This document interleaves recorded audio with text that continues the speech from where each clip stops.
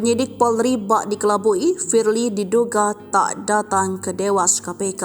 Firly Bahuri tidak memenuhi panggilan polisi yang diagendakan pada Kamis 21 Desember 2023. Ketua KPK nonaktif itu rencananya diperiksa di Bareskrim Polri sebagai tersangka kasus pemerasan terhadap mantan Menteri Pertanian Syahrul Yassin Limpo. Namun mantan Kabar Hukum Polri itu mangkir dari pemanggilan penyidik Polri. Versi kuasa hukumnya, Firly di waktu kebersamaan ada agenda diperiksa Dewas KPK. Faktanya mengutip tribunnews.com hingga Kamis sore 21 Desember 2023 pukul 3:21 menit.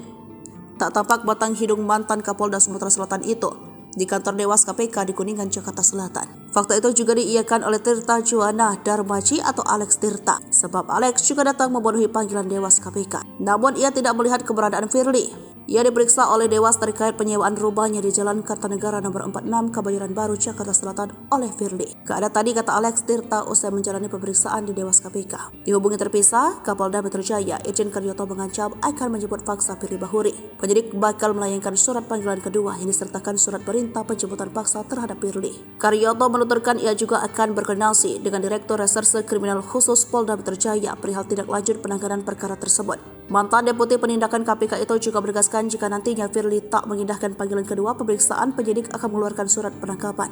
Sebelumnya Ian Iskandar selaku kuasa hukum Firly mengatakan kliennya tak bisa memenuhi panggilan karena ada agenda penting. Salah satu agenda Firly adalah menghadiri pemeriksaan di Dewan Pengawas KPK sebagai terperiksa kasus pelanggaran etik.